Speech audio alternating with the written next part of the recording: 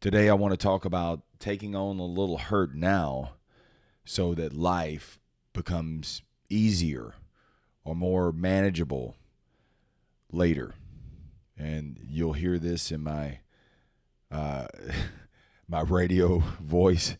I got a little bit of crud, so I'm trying to work out of that. I don't sound too good, but I don't feel bad. I just don't sound too good. So hang in there with me. So here's the truth. If it hurts now, it's going to be easier later.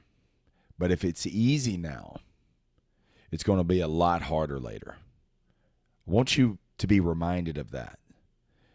It's the principle of pay now, play later, or play now, pay later. And if you're getting older, which we all are, got to remember, man, this is the youngest you're ever going to be. You're just on the decline now. And if you think that you have time, think again.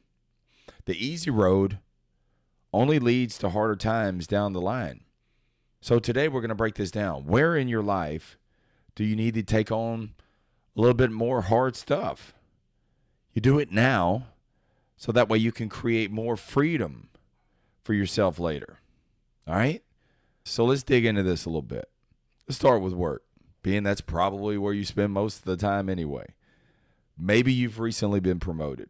Maybe you're stepping into a leadership role.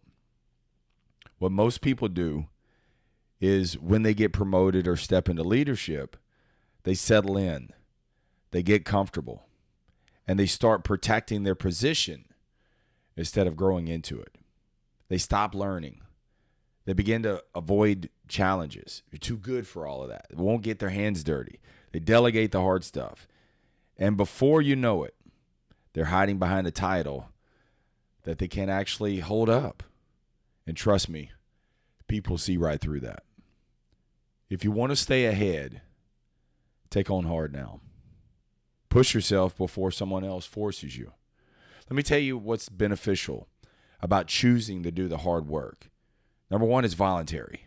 You take it on. Nobody's forcing you to do it. And so if you choose a little hurt now, you get to control the intensity, the duration, and the consequences. But if you end up waiting, life is going to do it for you, and you're not going to like her terms. Same thing with money. You got debt? Face it, man. Stop ignoring it. Stop this back of the napkin thinking you can have a great month and swing it all at once and eliminate your debt. Just stop. Confront it. Sit down. Look at the numbers. Get real about it. See where you stand. You didn't get here overnight, but you can get out of it over time. First thing is you got to confront it. Don't add to the debt. Stop the bleeding. Cauterize it. Start small. So what's your minimum payment? Can you double your payment and still maintain your lifestyle? Or can you double your payment plus whatever the interest is? I know it sucks. I know you can kick the can down the road. I know you don't know how you got here. I get it. I was $100,000 at one time, man. I was $100,000 in just credit card debt.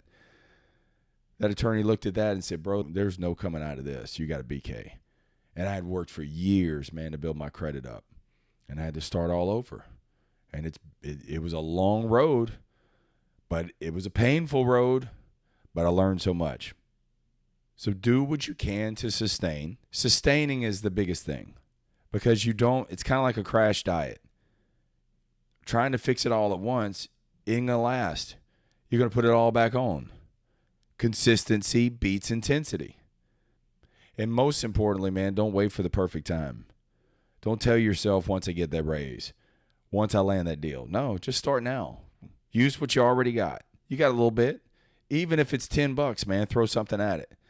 Because waiting is just another form of avoidance. Again, you confront these things.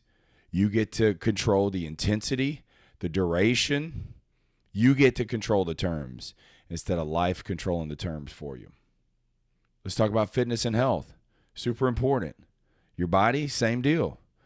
The older you get, the more you're going to wish that you would have taken care of yourself later.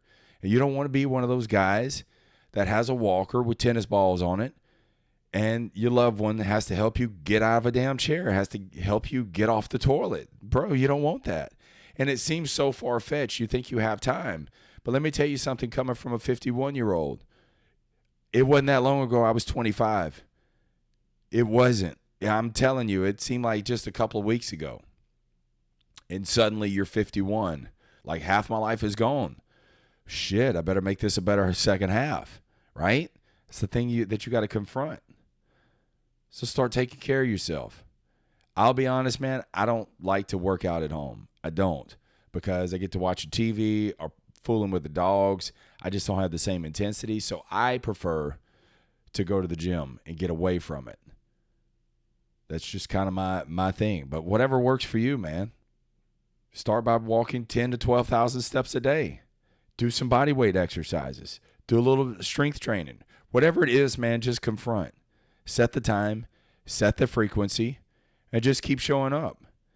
And let me tell you something. Your strength and mobility training should be just that. It's not to overcome the seafood platter that you had last night.